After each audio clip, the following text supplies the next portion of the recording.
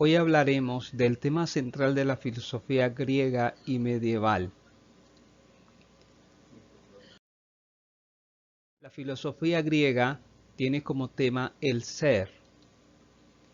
En primer lugar, vamos a hacer un repaso por algunos de los filósofos presocráticos más importantes, los cuales son Tales de Mileto. Tales dice que el origen de las cosas es el agua. El segundo es Anaxímenes, quien nos dice que el origen de todo es el aire. Luego tenemos a Anaximandro, quien nos va a decir que el origen de todo es el apeirón, que esto significa que es indeterminado el origen de las cosas. Y el cuarto es Pitágoras, el cual nos va a decir que el origen de todo, el cosmos, son los números. Y el quinto es Parménides de Elea, quien nos va a decir que el origen de todo es el ser.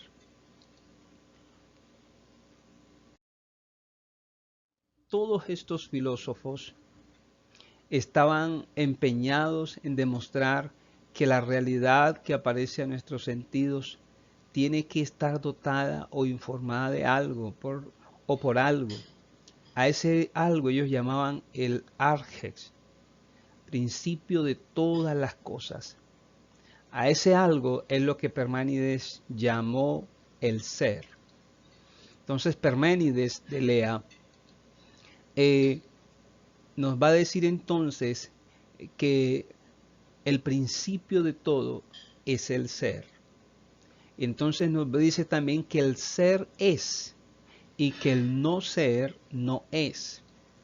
También nos va a hablar de las características del ser y nos dice que el ser es eterno, nos dice que el ser es inmutable y también este concepto filosófico se convirtió luego en uno de los paradigmas más importantes del quehacer filosófico para los clásicos como Platón, Aristóteles, y aún esto ha transcurrido en toda la historia y ha llegado con mucha fuerza a nuestros días.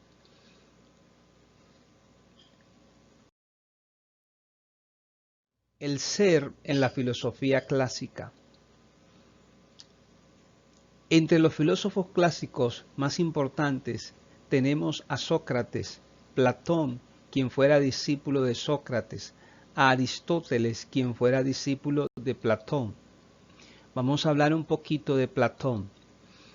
Platón entonces nos va a decir que para hablar del ser propone la teoría de las ideas, en la que afirma que hay dos mundos. El mundo sensible, este mundo sensible entonces es el que podemos percibir con los sentidos. Este mundo es imperfecto, este mundo es cambiante, este mundo solo es una sombra. También el mundo inteligible o el mundo de las ideas. Este mundo es el que solo puede accederse por la razón. Este mundo entonces es incorpóreo, es decir, no es materia, no tiene un cuerpo, es eterno. Estas ideas son eternas, invariables. Estas ideas también, aunque no las percibimos, están allí, aunque no las palpemos, permanecen. No se trata aún de ideas como las que nosotros pensamos, son ideas que existen aunque no estén en ningún pensamiento. Y también termina diciendo que estas ideas son la esencia de todo. Y para explicar esto, entonces, Platón desarrolla lo que es el mito de las cavernas, en lo cual él dice que en unas cavernas hay unos hombres prisioneros con grillos frente a una pared y que lo único que pueden mirar en esa pared son sombras y que ellos creen que todo lo que existe, que todo lo que hay solo son esas sombras, hasta que uno de ellos logra liberarse y al salir mira la realidad, mira el sol a lo que él considera que es el mundo de las ideas. Entonces ese mito lo que está tratando de decirnos es que esos hombres que están atados allá en la caverna, esos grillos representan el mundo sensible que no le permite al hombre llegar al conocimiento verdadero, que son el mundo de las ideas. Entonces esa es la paradoja de este mito de las cavernas.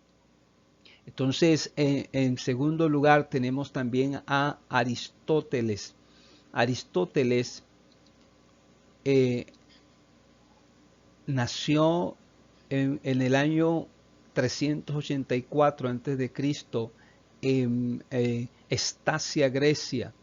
Para él, los principios de la realidad no están en el mundo inteligible, es decir, en el mundo de las ideas, según la teoría de su maestro Platón, sino que estos se encuentran en el mundo sensible, es decir, que también se puede encontrar los principios en la parte material, muy opuesto a lo que pensaba su maestro Platón. Aristóteles, en su filosofía del ser, plantea una teoría que discrepa de la de su maestro Platón. Entonces Aristóteles plantea la teoría de las 4 causas. Entonces lo primero que él nos va a decir es que todos los elementos tienen causas internas y causas externas, y que estas causas son materiales, y al ser materiales, la cual están hechos, de la cual está hecho el objeto. Y también nos va a decir que hay una segunda causa, que es la causa formal. Esa causa formal, entonces, es la esencia de cada realidad o individualidad, en su individualidad. A esta unión de estas dos causas es lo que también llama Aristóteles hilemorfismo.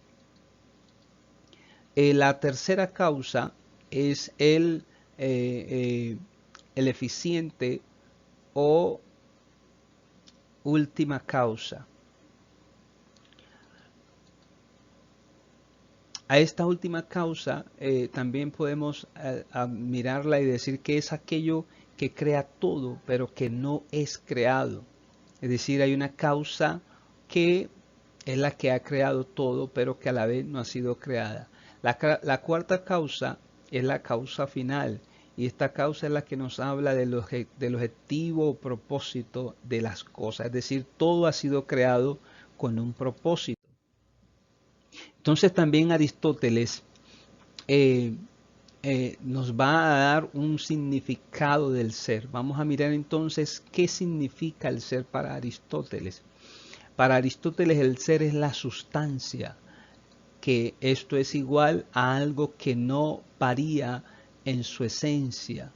Entonces también esta sustancia puede tener unos accidentes, es decir, y los accidentes son las diferentes formas o estados de la sustancia. Es decir, una sustancia puede cambiar de forma, pero siempre va a tener la misma esencia. También Aristóteles nos habla allí mismo de el ser en potencia y el ser en acto. Esto es igual a que el ser en acto es lo que es actualmente, pero el ser en potencia es lo que es ser actualmente, y el ser en acto es lo que puede llegar a ser. La sustancia suprasensible habla entonces que todo lo que se mueve es movido por algo.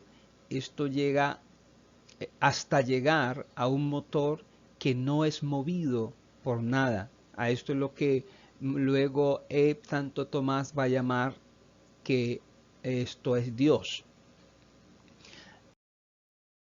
En la filosofía medieval, entonces, vamos a ver que cambia el tema que cambia el quehacer filosófico y vamos a encontrar que ahora el tema de la filosofía medieval es Dios. En la época medieval se dio un giro hacia un nuevo paradigma en el quehacer filosófico. En este periodo, la teología es el tema central de la actividad filosófica. Este periodo duró más o menos 1400 años, que inicia desde el siglo II después de Cristo hasta el siglo XV después de Cristo. Este periodo se divide en dos grandes momentos. El primer momento es llamado la patrística, con su principal exponente San Agustín de Hipona. Este señor nació en el año 354 después de Cristo. Es padre de la iglesia, de ahí el nombre de patrística. Todos los que filosofaron en su momento eran generalmente padres de la iglesia católica. Para San Agustín, la fe la fe y la razón pueden ser compatibles, pero la fe es superior a la razón. El origen del mundo para San Agustín obviamente es Dios. Como religioso, él viene a afirmar que el origen del mundo es Dios.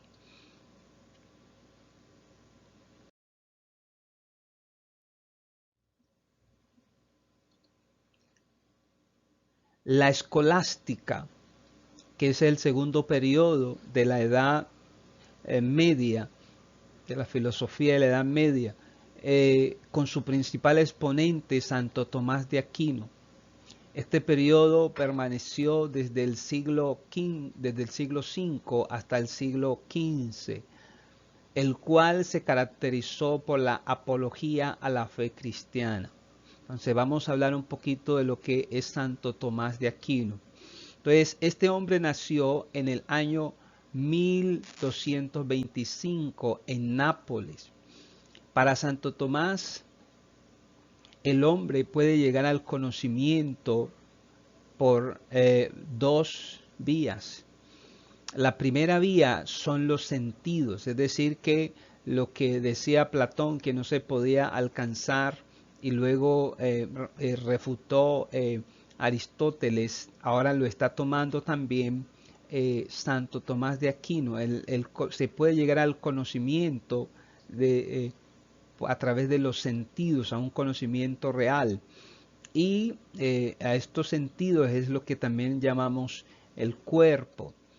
Y también en segundo lugar, en la segunda vía a través de la cual se puede llegar al conocimiento es el intelecto, que es igual, que también gracias al intelecto el hombre puede extraer las cosas sensibles, su esencia y llegar al mundo espiritual. Eso es lo que nos dice aquí el señor Santo Tomás de Aquino. Además, Santo Tomás de Aquino también afirma que el hombre puede llegar al conocimiento de Dios por el uso de la razón. Es decir, que este hombre ya está uniendo la parte de la fe y la razón, cosas que anteriormente habían estado totalmente divididas. Dios es el único ser necesario, es decir, existe y no puede dejar de existir, según lo que dice Santo Tomás de Aquino. Para él también el hombre posee dos realidades. La primera realidad es el alma y la segunda realidad es el cuerpo. Entonces, para Tomás de Aquino también el fin del hombre es la felicidad en unión con Dios. Esto es lo que nos va a decir Santo Tomás de Aquino. Además de ello, también Santo Tomás de Aquino nos va a proponer 5 teorías, 5 tesis para demostrar la existencia de Dios. Y la primera de esas tesis es el movimiento. El movimiento nos dice que todo se mueve en el mundo y necesita un motor que lo mueva. Ese motor para Santo Tomás de Aquino es Dios. Otra causa o otra tesis es que la causa eficiente, recuerden que de esto también había hablado Aristóteles, tiene que ver con algo que cree, que crea las cosas. Es decir, eh, hay una causa eficiente en todo. Todo lo que existe tiene una causa, tiene un creador. De allí la frase, no hay efecto sin causa. Luego también nos propone otra tesis para demostrar la existencia de Dios, como lo es la contingencia. Con esto quiere decir que algo que existe pudiera no existir, ¿cierto? Y nos va a proponer una cuarta tesis de su existencia, de la existencia de Dios, lo cual es el grado de perfección. Para Santo Tomás de Aquino, la perfección de la naturaleza es una realidad, es una muestra de la existencia de Dios. Es decir, con lo siguiente va a demostrar también algo muy parecido como lo que es el gobierno del mundo. Y esto es por el orden de la naturaleza. Es decir, la naturaleza está tan bien ordenada que para él el que la ha ordenado es Dios. Y con estas 5 tesis, entonces, Santo Tomás de Aquino nos va a demostrar